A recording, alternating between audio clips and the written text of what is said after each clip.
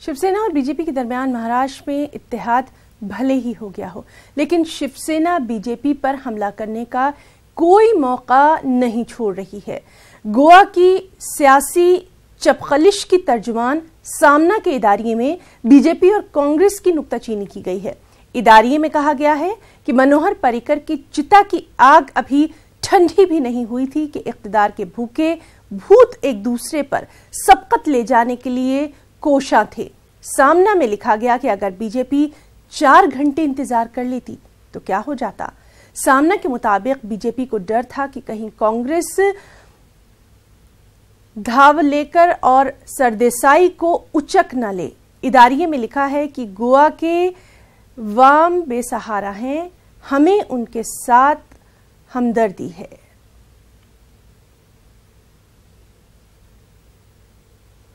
ठीक है, मजीद अपडेट के लिए हम रुख करेंगे हमारे साथी अमित रॉय का। अमित, आपसे जानना चाहेंगे, एक बार फिर से एडिटोरियल में जमकर बीजेपी पर वार किया गया है, क्या कुछ अपडेट?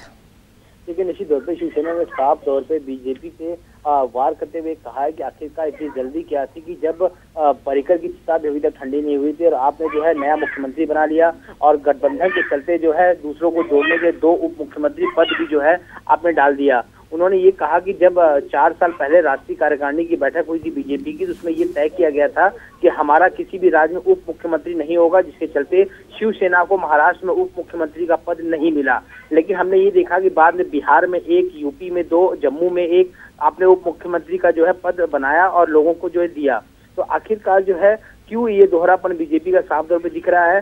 शायद वो कांग्रेस से डर रही थी कि कांग्रेस जो है रातों रात जो है दूसरे विधायकों को अपने पक्ष में न कर ले और कांग्रेस जो है सरकार बना न ले। क्योंकि जब से मनोहर पर्रिकर की तबीयत खराब होने की बातचीत चल रही थी, तब से लेकर कांग्रेस का जो गुट था वो लगातार राज्यपाल पर प्रेशर कर रहा था कि हमें सरकार बनाने का मौका दिया जाए, क्योंकि हमारे पास नंबर ज्यादा है।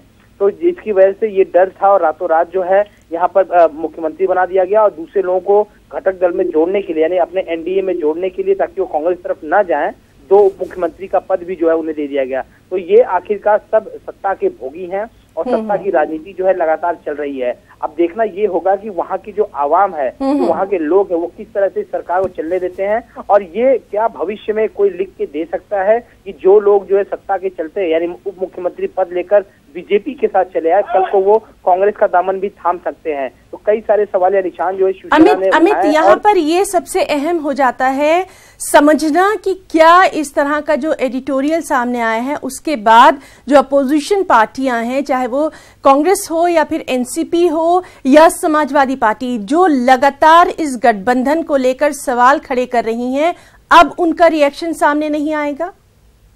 देखिए, निश्चित तौर पर ये हम पिछले 4 सालों से देख रहे हैं कि महाराष्ट्र में बीजेपी शिवसेना की सरकार है, लेकिन लगातार एक दूसरे पे प्रहार जो है वो शुरू था। अभी जो है अमित शाह आए और गठबंधन हुआ। अमित शाह ने दोनों लोगों को यानी उद्धव ठाकरे को और देवेंद्र फडणवीस को आपस में बिठा के बातचीत की और गिले शिकवे दूर किए। आपको याद होगा जिस दिन गठबंधन हुआ उस दिन मुंबई में प्रेस कॉन्फ्रेंस हुई थी वर्ली के एक होटल में। साफ तौर पर कहा था अमित शाह ने कि सारे गिले शिकवे जो है वो दूर हो चुके हैं और अब आगे मिलजुल के काम करना है। लेकिन जिस तरह से आज ये प्रहार किया गया एडिटोरियल, निश्चित तौर पर जो है बीजेपी को धक्का लगा है और विरोधी पार्टियों को बोलने का मौका मिला है। और विरोधी पार्टी साफ तौर पर पहले से कह रही शिवसेना के खाने के दांत जो है कुछ और है और दिखाने के दांत कुछ और है। और अगर इतना इन्हें हिंदू प्रेम और इतना जो है इन्हें बीजेपी की राजनीति जो है और बीजेपी की नीतियां इन्हें पसंद नहीं, तो आखिरकार उनका साथ क्यों नहीं छोड़ दे रहे हैं? तो लगातार विपक्ष भी ये कह रहा है कि सत्ता की लालच में शिवसेना बीजेपी के साथ है, लेकिन इस गठबंधन के बाद जिस तरह से ये आज हमला किया गया बीजेपी पे, निश्चित तौर पे जो है ये एक सवालिया निशान खड़ा करता है।